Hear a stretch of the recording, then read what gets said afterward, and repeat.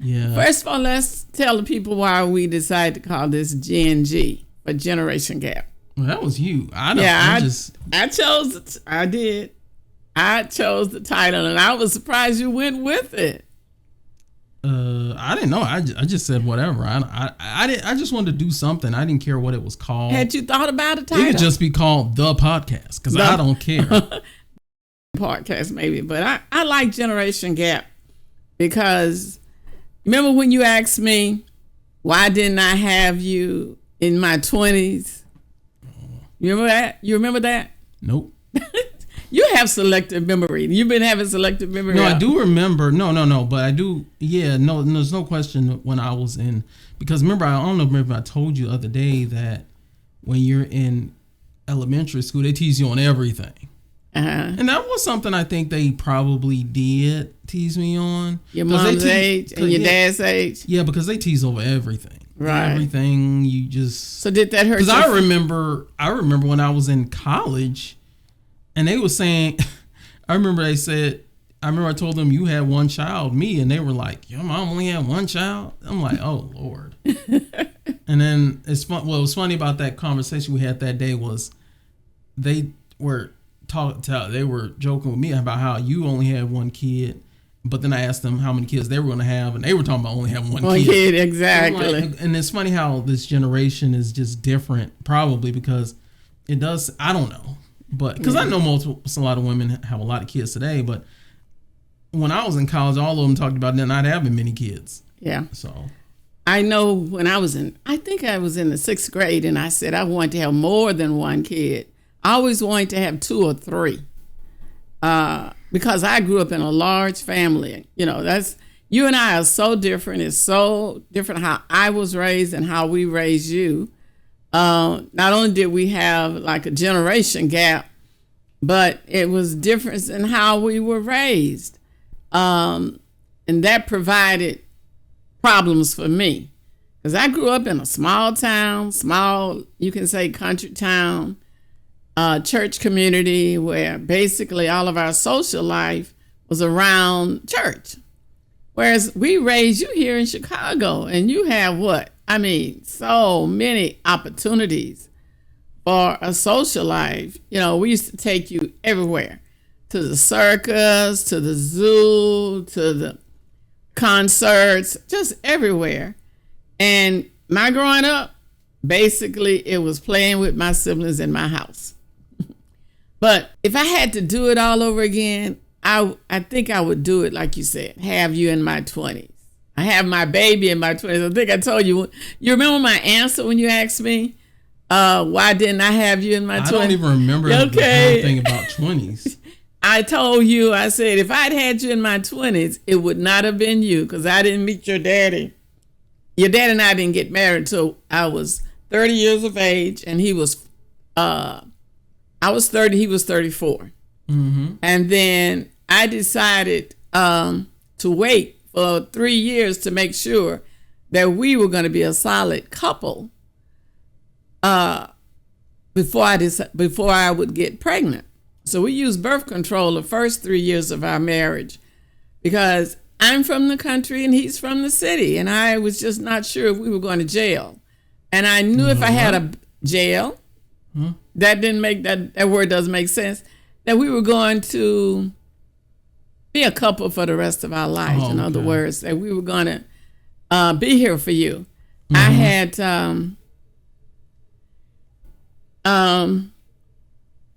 I grew up with my mom and dad and my grandpa and my grandmom on my mom's side. I didn't have my paternal grandparents, but I had a lot of aunts and uncles and siblings. That's how I grew up. And I found that to be very secure. That made me very secure. I was not afraid to go anywhere or do anything because I knew I had backup, either my siblings or my aunts and uncles. I knew. But we raised you here, and you were by yourself, essentially. Yeah. How did that feel? What? How did that feel, being an only child? I didn't really... You know, that's a great question because I didn't care I didn't really care as much because people used to say things to me like, "Oh, you must be spoiled," and I was like, I didn't even know what that meant because I was like, not really. I don't even know what that means. I don't know. I really didn't. You know, it really didn't. I really didn't care because I probably didn't even care because I keep saying that. You had Jamal next door. You had kid. You know, I had friends at school. I had friends. You know, I was in preschool. I was in kindergarten. Well, I was in preschool. You're right. Out at the co-op. So I had those. But you know, it's funny. I didn't really feel like it was weird until later in life, because when you look at so many shows on TV or you see everybody's like, well, you know, I got my brother, I got my sister, I got a brother who does that. You know, everybody's got a brother or sister that does something, and I can't say to anybody, oh yeah, you know, my brother is, you know, in the Navy or something. I don't have that. I can't say anybody in my right. So that's the only time where I'm like, well, I don't have that. So it didn't bother me when I was younger. Now it bothers me now. No, it bothered me later on when everybody's got a brother or sister that did something and I don't. Right. Well, I was 38 years of age when I had you, and your father was 42. Mm-hmm. And most parents have their children, like you say, in their 20s. Many women today are waiting to have babies later in life. Right. And one of the reasons I wanted to call this generation gap was because of that. Well, because women are waiting later, and I'm not saying that's a good thing or a bad thing. But to be honest with you, if I had to do it all over again, I think I would prefer to have you earlier in life. Yeah. Because we have a generation gap. We're like 3 generations. And so to me, it's neither a bad thing or a good thing. But it all depends on the people, I believe. I just don't think your dad and I were prepared for to have a child later in life. We knew that we wanted a child. We worked hard to get a child. As a matter of fact, I went through infertility issues trying to get you. I thought I would stop taking any type of birth control, using any type of birth control, and I would be pregnant like the next month. I thought I was just that stupid to think that I would get pregnant just that fast. I had no idea what they call career woman's disease is. I was 33 when I started to try to get pregnant, and I was 38 when I finally had you. So it took me 5 years to finally get pregnant. And those were 5 of the worst years of my life, really, because I was basically going back and forth to the doctor. And most of them were white male doctors. And in the end, they didn't seem to, I needed someone who cared. Someone who understood my plight, and I didn't get that impression. So when I finally got pregnant, I had given up. I stopped going to doctors for a whole year. I said, when the last doctor made me so mad that I wanted to kick him and file a lawsuit against him. And I'm not going to talk about what happened, but on one of our podcasts, I can talk about infertility issues. Hopefully there are some women out there that might want to hear about that.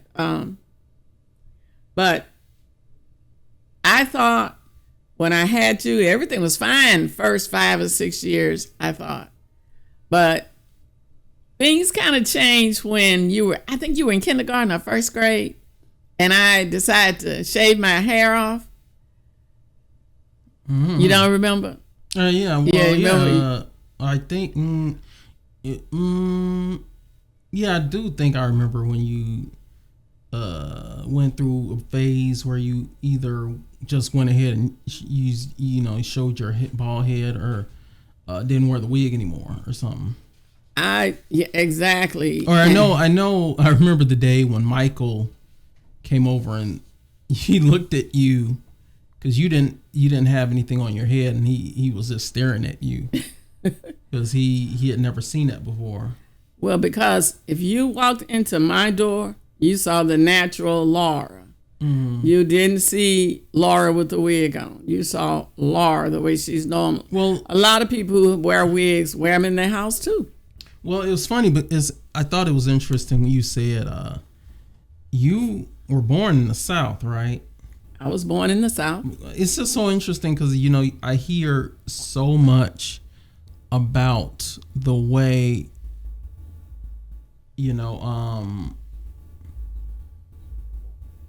certain things go, way things are down there, right? Well, the way that's so much really religious and things of that nature, right? Religion. I know I was in church more than I was out of church. Mm-hmm. On Sundays, we'd be there from 9 to about 3.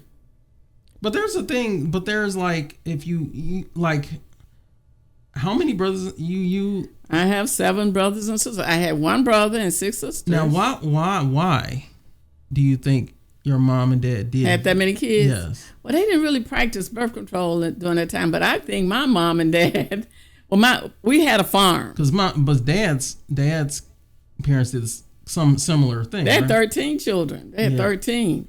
But my mom and dad had 8 children.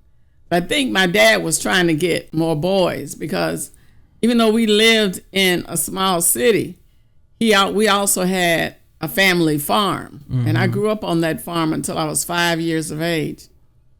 I think he was trying to get more boys when he was trying to have more children. But he only got 1 son, and that son grew up not to be a farmer, and instead he's a lawyer.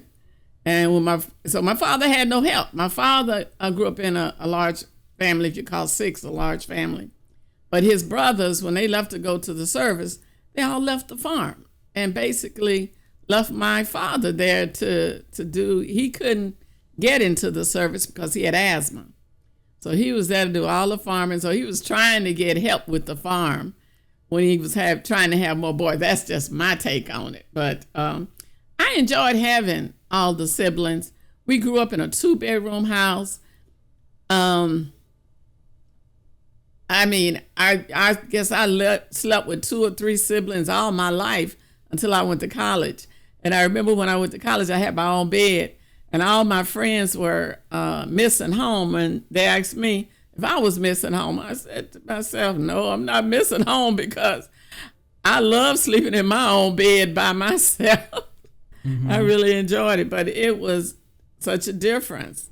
Because growing up with 10 people in a 2-bedroom house, you have no privacy at all, 0 privacy.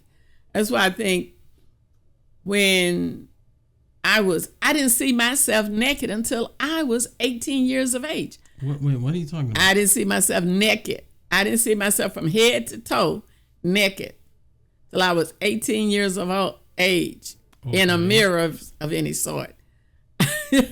I really didn't. I went in my parents' bedroom and closed the doors.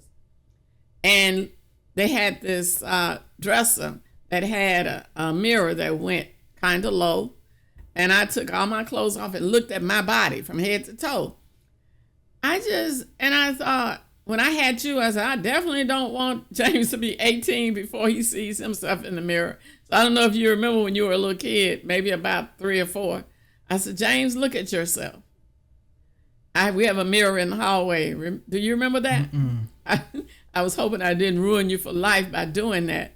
But I didn't want you to be 18 before you saw yourself. Okay. Yeah. No, but I think it's interesting because that if we talk about the generation gap, it felt like there was a generation gap. Because what age did your mom have you? My mom was 18 when she had me. And I can probably say maybe dad's mom was could have been. She was a little bit older when she had him. He's really? The oldest child, and I'm the oldest child. You know, really, James, sometimes when we were raising you, it was, when we were raising you, I felt like we were really being the oldest sibling more than mom and dad. We knew how to play those roles, and sometimes I thought we've been the oldest. When I've been thinking about it lately, I said we are raising James like we're the oldest siblings, not mom and dad. Mm-hmm. No, I just think it's funny because there seems like a gap. There seems like I always think like this how whether it be your family or dad's family, how there's a difference. Actually, there might not be a little too much of a difference on dad's side between my aunts and my cousins as it is on your side, because it seems like there's a little bit of a difference on your side between my aunts and the cousins, but maybe not, because I don't think, because none of your sisters, well, your brother did have, how many kids did he have? My brother has 3 kids. Three. But then everybody else doesn't have as many, right? No. Not as much. Well, Carrie had 4. Okay. Carrie had 4, and everybody else, I have 1, Bobby has 1, Juanita has 1, Linda had 2. So we had no more than 4 kids. But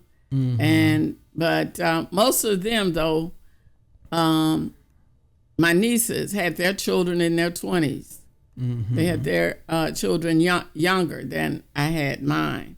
But many women today are waiting until late in life, like Janet Jackson, Tamara Hall. Well, I wanted to talk about that because I saw that on your paper. Uh-huh. And I was thinking, so because it reminds me of that what was that Love and Hip Hop where this woman tells her agent, well, Beyonce had kids, and her agent's response was, you're comparing yourself to Beyonce? So that's why I think that was so funny, because we can't look at celebrities especially as having a kid later, because I do believe that there are those 3 stages, before your career, we're assuming you want a career, because like I just said, you came from the South, and it's funny because when I look, and this isn't even a South thing. No, this was a nationwide thing when I look at old movies or old TV shows and how mom was at home, the man went to work. Right. Although it's so funny, I was just thinking today how many old movies I saw where the woman was doing something, because it seemed like in some movies the woman did do something, but they only did certain things. Secretaries, operator. We're not talking about, they weren't the CEO. Right, they weren't the CEO. Right. So then there were certain women that did do some things. Right. So that wasn't in every old movie, old show. Right. But a lot of them, if there was a mom, by a certain age, they probably would have been a homemaker or something like that. But my mom worked part-time. Okay. Sometimes until I was 10 years of age. And when I became 10, I kind of became surrogate mothers to my siblings. My mother would be at work, and when we get up in the morning, my dad would be there when we got up in the morning. Then he would leave before we left. So it was my responsibility to make sure everybody got bathed and dressed and fed before we left the house. So I had a lot of responsibility early on in life, raising, helping to raise siblings. But I always felt I had support from my mom and dad to do that. Because when my mom came home, she'd tell me, Laura, you can go wherever you want to go and do whatever you want to do. She'd let me leave the house. And I didn't have to go back until I got ready. She wanted me to have a life, but my husband is just the opposite. His family depended on him to babysit, essentially. And he wanted to play basketball. So he has a lot of animosity toward that, or anger, I should say anger, seriously anger, because he just wanted to play basketball, but they would make him babysit, and he didn't like it. He had 11 or 12 siblings. One of his baby sister passed at 6 months of age. but 12, 11 baby siblings under him. So I grew up not being angry being the oldest sibling, but he grew up kind of being anger over being the oldest sibling. Mm-hmm. I think when a woman or when husband and wife decide to have children late in life, or when a woman decides to have a child late in life, toward the end of their career instead of toward the beginning of their career, they are in the middle. I think James and I had you kind of in the middle of our careers. We had established a schedule of when we came home, we'd eat dinner, we'd watch TV. I would do work. I was a teacher, and I was the type of teacher that was dedicated to my craft, so to speak. I wanted to make sure, because I grew up during the civil rights movement, I wanted to make sure my students were prepared for the next step in life, either whether it be college or job. So I put forth a lot of effort trying to be the best teacher that I could be. Even when you were born, to me, I fit you into my schedule instead of fitting me into your schedule. Mm-hmm. And you didn't get all that you needed to get. I think if you're going to decide to have a child late in life, you need to put that child first. And that child should not just get scraps. And I really think, even though it didn't seem like you got scraps, did it seem like that? What are you talking about? That you got scraps, that you didn't get the attention that you needed? I think it was fine. You know, I'll be, you know, it's hard to really know.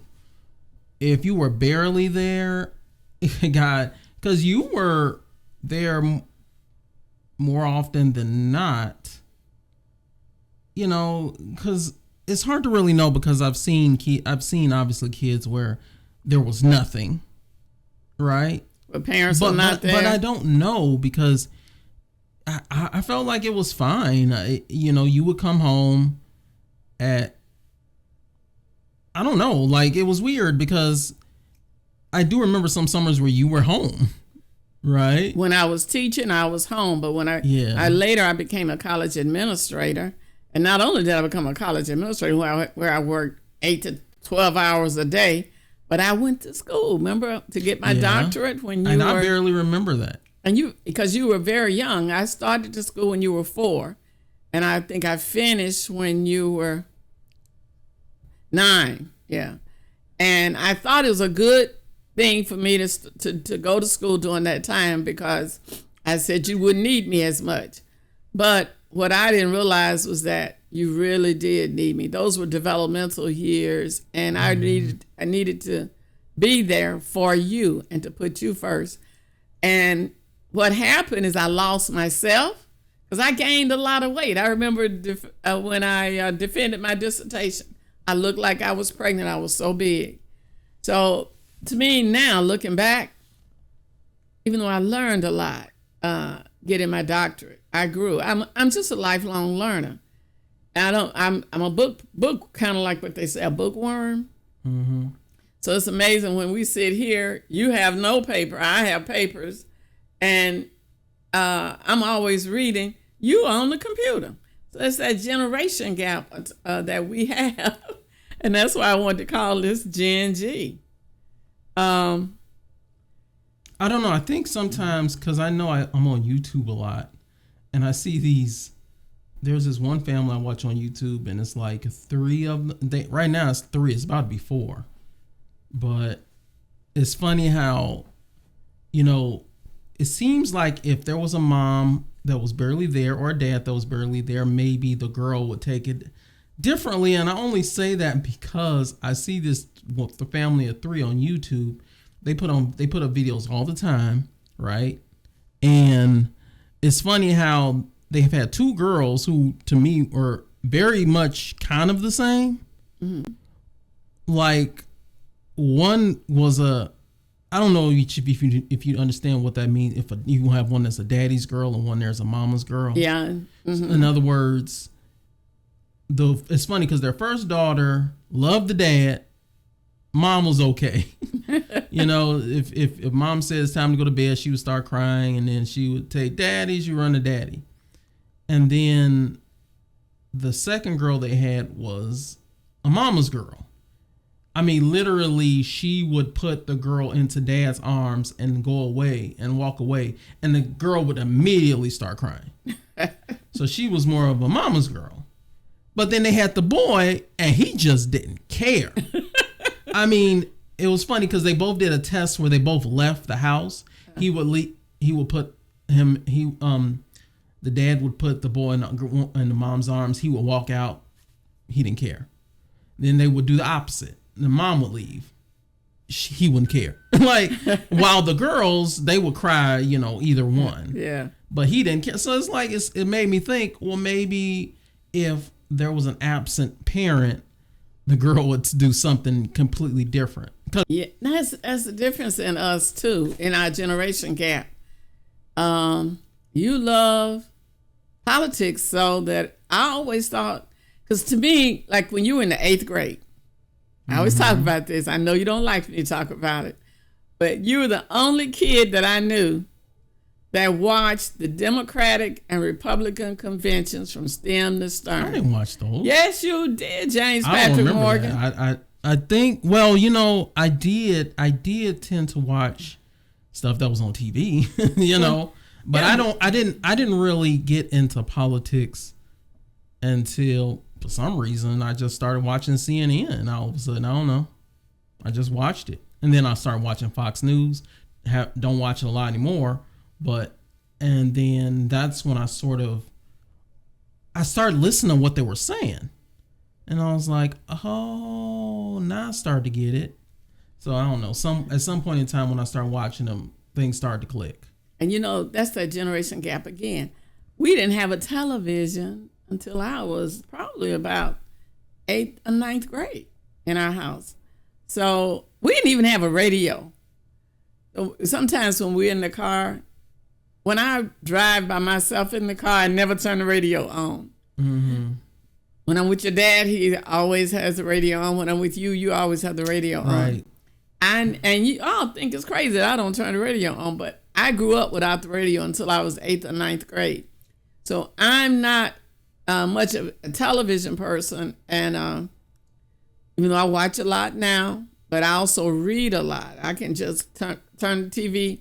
Sometimes you come in my room, you remember the TV is on silent, mute, and that's fine with me. Sometimes I love watching tennis. I love watching Coco Gauff play tennis, but I will often mute the sound, and I can read and watch TV at the same time. That's kind of crazy. That's something you learn when you have 8 siblings in a 2-bedroom house. You don't know nothing about that. You grew up with your own bedroom, with your own television and your own computer.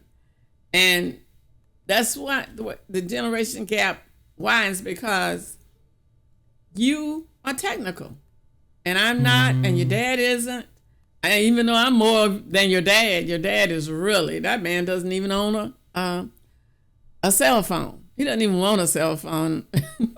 Yeah. He had a cell phone. I was paying $50 to $75 a month. He was getting 2 calls, and both of them were from me. He doesn't do it and doesn't want to do it.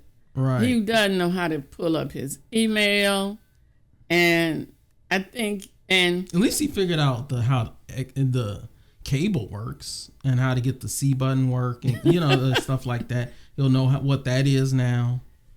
Certain things he'll know. I think it's even how to look up the info. Like, he'll know how to work up info on the guide of the cable. Cable is much he knows more than anything, because that's what he watches most of the time. Yeah, when your dad, another issue. Now, I'm the college professor. He's the tradesman. Let's say he's a tradesman. He's an iron worker. Mm-hmm. And so we were so different, but it was good. It's good in a way, but I call him the intellect in the household, really, because he's always watching all these shows where he's getting all this information. He has like a computer for a brain sometimes. Mm-hmm. And when I look at you, I think you have a little bit of both of us. I say you have a good memory. I have an excellent memory, and you say you don't. You say you don't have a good memory. I think you have an excellent memory. There are things you remember from your childhood that I don't remember. And there are things I remember that you don't remember. Right. No, because, I'll say I don't remember. Yeah, if I don't hear somebody's name very often, I'll forget it instantly, almost instantly. I'd have to hear something every day before I can remember, who somebody's name or who they are, or else I'm gonna forget. You can't say somebody's name once, or if it's a celebrity. If I don't hear it very often, I'm gonna forget their name. But I don't know.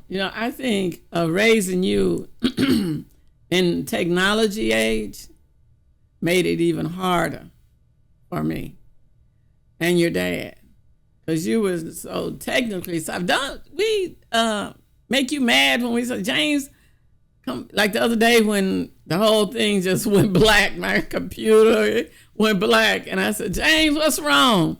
Actually, I didn't know what was wrong, but when I took the door off and I started, all I did was literally play around with the fans of the computer, and it just booted. It booted, and then it was kind of like doing this weird thing where it was kind of one that started, stop. It kind of did a vroom, vroom, vroom, vroom, vroom, and then just started going. But the difference in us I didn't know what was going on. I never would have touched that. I am definitely not technically. I don't even know what told me to open up the case and look at the inside, but I know the inside of your computer is like very dusty and stuff. Don't tell people about my dusty computer. So yeah, I didn't know what was wrong, but because I do that with my computer. I used to try to figure out, because I built it. Yeah, I built my computer, so I was like, okay, but mine's never really, nothing happens, which I'm shocked, because I never even thought I would ever build a computer, and I did, and it still works, and it's been like almost 8 years, maybe. I think it was been that long. Yeah, because I remember I wanted to do some content creation way back. I think it had to be around 2016 or 17. And I think that's when we bought the stuff. Maybe so. But do you remember when you were fourth grade, you wanted to do something like a podcast? What are you do talking you remember about? When you were fourth grade, Onion or Funyun or something? Oh yeah, no, I wanted to do a blog. No, that wasn't fourth. It couldn't have been fourth grade. Sixth grade? Because this was, you know what it was? It was, I think I was watching a cable news network. No, this had to be later. Because I was watching a cable news network, and I found out that people were making a lot of money doing these blogs. And I was like, oh, I want to do that. And I did have something called Farce News. Farce News, that's right. Which is a play on Fox News. And now I think about it, oh yeah. Because I was watching a lot of Fox News at the time. Now I don't watch any Fox News, but I thought that was an excellent idea. But people don't do blogs anymore. I know. I thought that was an excellent idea for a fourth grader to have and to try, but I didn't know how to support you then. So I was really shocked when you asked me to help you with the podcast. And I thought, oh my God, I felt proud. I said, my son doesn't mind doing a podcast with his old mom, because I'm 78 years old now, and you have no idea how I felt when you say, Mom, let's do a podcast together. I said, together? Wow. And you well, okay. Why did you want to do it with me? I'm still surprised. What are you talking? I just wanted. No, I thought you wanted to do the podcast. Well, I wanted to do a podcast. That's why I thought you wanted to do it. So then when you said you were going to spend the money to get the microphones and stuff, that's when I was like, okay, let's do it. Yeah, because I wanted to support you this time when you wanted us to do one together. No, but you supported me when I tried to stream not too long ago. Or no, you did. Yeah. So, I thought this was your idea. No, this was your idea for us to do a podcast together. You don't remember? Well, I said we can if you want to do a podcast, we can do a podcast. Exactly. And you said you wanted to sound professional and all that stuff, so I was like, okay. Yeah. But okay, yeah. Yeah, I wanted it to be something that people would listen to. Well, I think you and I, for the generation gap, you want something that has and you want to talk about popular topics like politics and stuff. Yeah. And I wanted to talk about something that was more educational. Well, that's why the next time we're gonna have to have, I feel like, topics. We're gonna have to go, because this is supposed to be the one where you talk about maybe background. Yeah, the generation. But in the future, I do want to talk about more popular topics. We can do that. We can do that. But Okay. you're gonna, I don't know if we have the same because of the generation gap. We can literally, no, but look, we don't even have to talk about, no, okay. Here's what I was thinking. Like, because people still talking about race, things revolving around gender and, what LGBTQ issues. And now what happened that's was, another conversation. I sent you to a Catholic high school, very popular Catholic high school. Yeah. And that's another conversation. My God. And then what happened was, and you took what was that you took, James? Theology I did take theology every year. And I didn't know they got me into that. Year? I think so. I didn't know you were going to take theology every year. You didn't take as much English as you should have.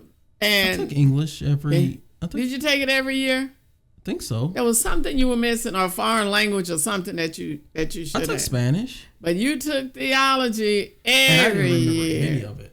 When I took Spanish in college, I remember. But then again, I was a few years. I was way down when I took my next Spanish class, so I didn't remember anything. But but anyway, that's another conversation. Because if I had to do it again, I would not have put you in that college, in that high school. That was the only difference. I regret a lot. That was the only difference. I regret where I put you in elementary school, where I put you in the high school, where I put you in the college. I regret all that.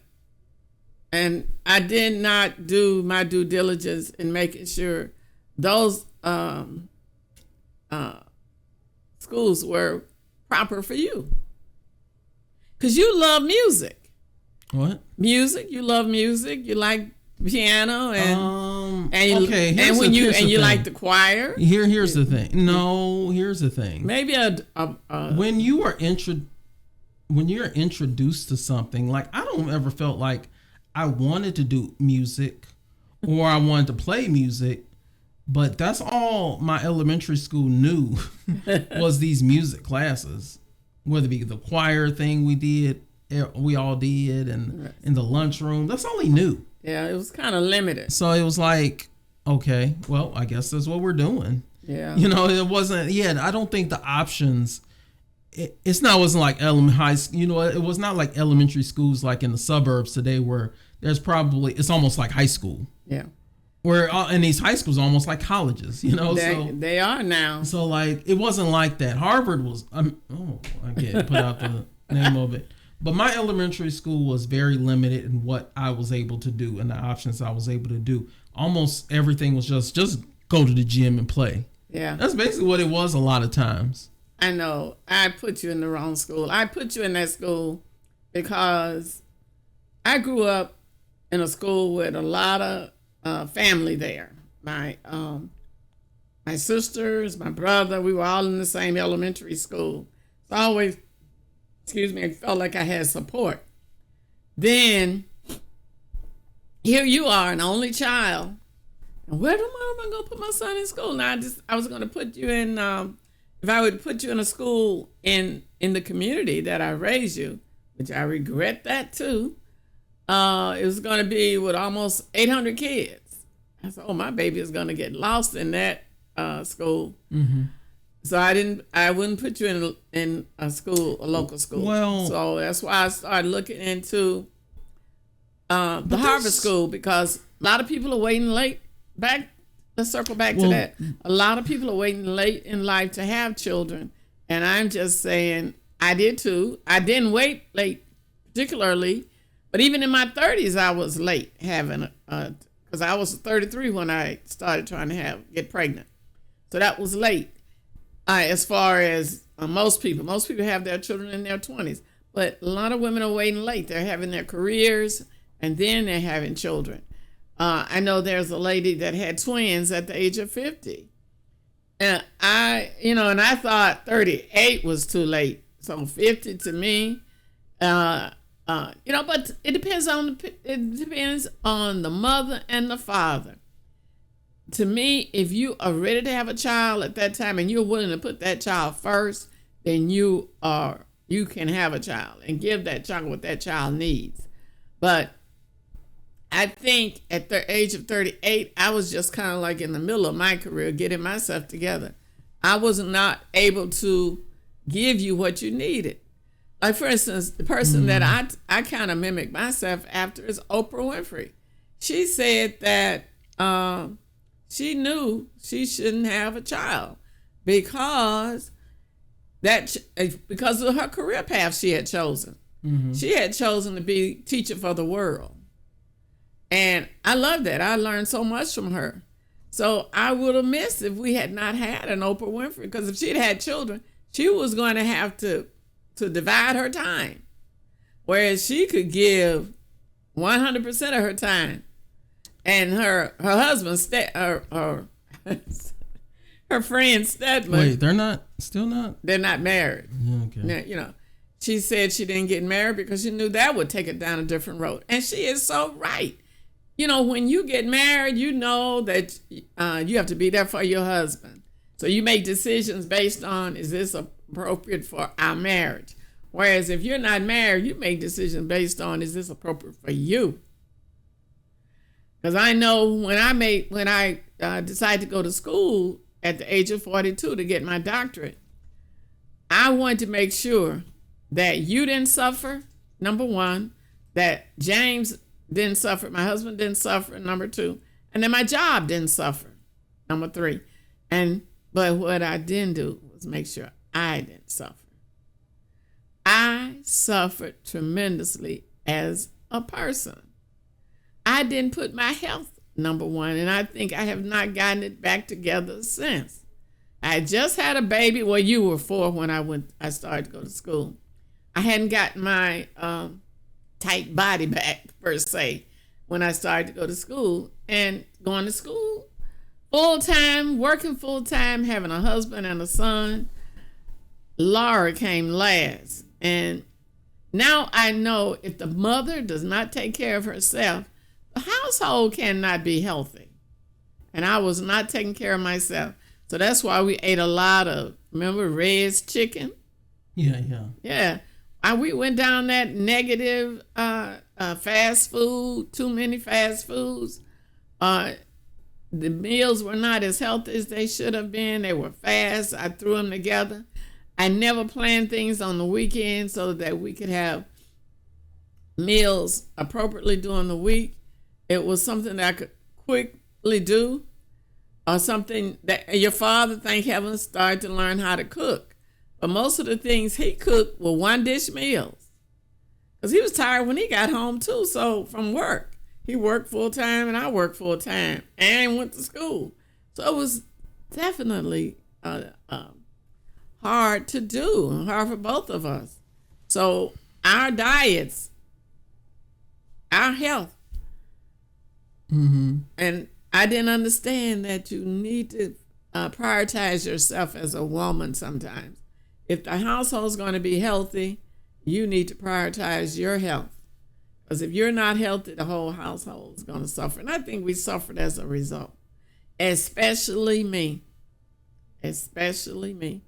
And I'm sorry about that. Now, I'm happy that I got the doctorate, but at the same time, if I had to do it over again, I don't think I would. Because so much happened after that as a result of my getting that doctorate that affected me mentally and physically as a result too. But that's another podcast. And well, I think you talked a lot about it already. Yeah, that's what it seems like. That's what it's been all about. About me and not being prepared to be a mom at the age of 38, and your dad at the age of 42, and calling this generation gap. But I think it's appropriate title. But on down the line, we may want to change it. Okay. All right.